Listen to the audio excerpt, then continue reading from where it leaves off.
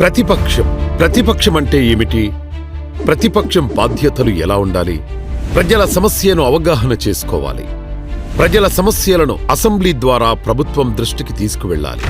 ప్రజల సమస్యల కోసం పోరాడాలి. కానీ మన నవ్యాంధ్ర దౌర్భాగ్యమేమిటంటే, భారతదేశ చరిత్రలోనే ఎన్నడూ లేని విధంగా అప్రజాస్వామిక విధానాలతో నడిచే ప్రతిపక్ష హోదా లేని ప్రతిపక్ష పార్టీ రాష్ట్రాన్ని పట్టిపీడిస్తుంది.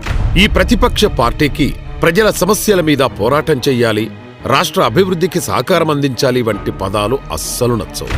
కేవలం అసెంబ్లీలో ప్రతిపక్ష హోదా కోసం మాత్రమే పోరాడుతుంది. స్మగ్లర్లను, రౌడీ షీటర్లను, లిక్కర్ స్కామ్ నిందితులను, గంజాయి బ్యాచ్ని, దళితులను చంపి డోర్ డెలివరీ చేసే నరరూప రాక్షసులను కాపాడుకోవడం కోసమే పోరాటం చేస్తుంది. ఆ ప్రతిపక్ష పార్టీ రాష్ట్రం అభివృద్ధి చెందుతుంటే అస్సలు తట్టుకోలేదు. ప్రజల భవిష్యత్తుకు బంగారు బాట పడుతుంటే అస్సలు సహించలేదు. అందుకే నవ్యాంధ్ర రాష్ట్రంలో 3 సంవత్సరాలలో పేద విద్యార్థులకు ఉచిత విద్య అందించడానికి, పేద ప్రజలకు సూపర్ స్పెషాలిటీ వైద్యం అందించడానికి సిద్ధమవుతోన్న వైద్య కళాశాలలను పూర్తి కాకుండా ఆపాలని విశ్వ ప్రయత్నాలు చేస్తుంది.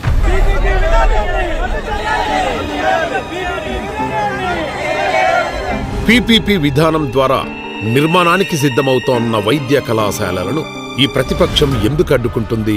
పీపీపీ విధానం అంటే అవగాహన లేక, పీపీపీ విధానంలో నవ్యాంధ్ర రాష్ట్రంలో వైద్య విధానం మెరుగుపడుతుందనే కడుపుమంట, కళ్ళు మూసుకొని పీపీపీ విధానాన్ని వ్యతిరేకిస్తోన్న దుష్టశక్తుల కళ్ళు తెరిపించడానికి పీపీపీ విధానం గురించి తెలుసుకుందాం. పీపీపీ విధానం ద్వారా వైద్య కళాశాలలను అభివృద్ధి చేయాలని కూటమి ప్రభుత్వం ప్రయత్నిస్తుంటే, అపోజిషన్ పార్టీ మాత్రం పీపీపీ విధానం వలన ప్రభుత్వం వైద్య కళాశాలలను ప్రైవేటీకరణ చేయడానికి ప్రయత్నిస్తుందని నానా రాద్ధాంతం చేస్తుంది. గత ప్రభుత్వం 5 ఏళ్లలో 17 కాలేజీల్లో 5 మాత్రమే ప్రారంభించారు. గత ప్రభుత్వ విధానంలో ఈ 17 కాలేజీలు పూర్తి కావాలంటే కనీసం 20 నుండి 25 ఏళ్లు పడుతుంది.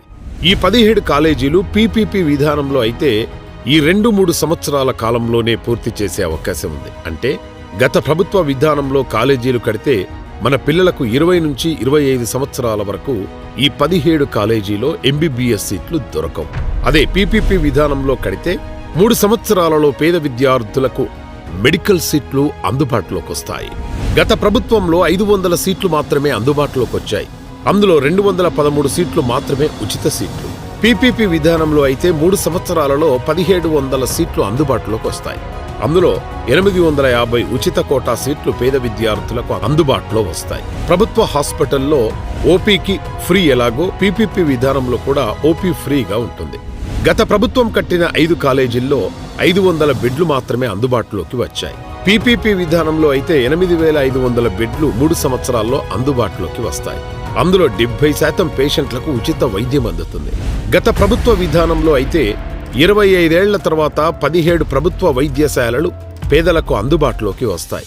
అదే పీపీపీ విధానంలో అయితే 3 సంవత్సరాల్లోనే మల్టీ స్పెషాలిటీ ఆసుపత్రుల తరహాలో సూపర్ స్పెషాలిటీ వైద్యం పేదలకు అందుబాటులోకి వస్తుంది.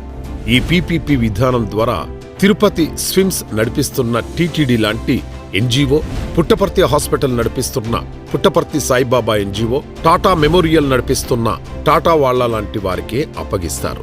వారు ఇప్పటికే పేద ప్రజలకు అందిస్తున్న వైద్య సేవలు ప్రపంచానికి తెలుసు. ఇప్పుడు పీపీపీ విధానాన్ని వ్యతిరేకిస్తోన్న అజ్ఞానులు చిన్న చిన్న దెబ్బలు తగిలితే, గులకరాయి తగిలితేనే మల్టీ స్పెషాలిటీ హాస్పిటల్కి వెళతారు. మరి పేద ప్రజలకు సూపర్ స్పెషాలిటీలు అందుబాటులోకి వస్తుంటే వాళ్లకు వచ్చిన బాధేంటో మరి? పీపీపీ విధానంలో అయితే సూపర్ స్పెషలిస్ట్ డాక్టర్లు అందుబాటులోకి వస్తారు. ఇటువంటి స్పెషలిస్టులు ఉన్న హాస్పిటల్లో వైద్య విద్యార్థులు విద్య నేర్చుకుంటుంటే సూపర్ స్పెషాలిటీ ఎడ్యుకేషన్ స్టాండర్డ్స్ అందుతుంది.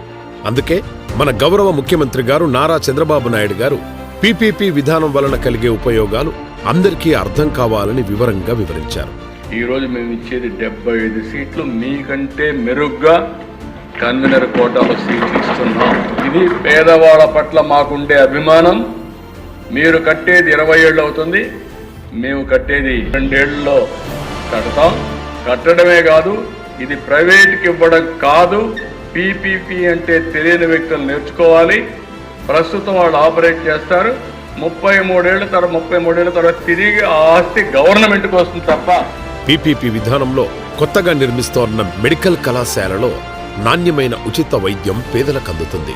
పీపీపీ విధానంలో నిర్మించే వైద్య కళాశాలలో నాణ్యమైన వైద్యతో పాటు 110 మెడికల్ సీట్లు అదనంగా పేద విద్యార్థులకు అందుబాటులోకి వస్తాయి.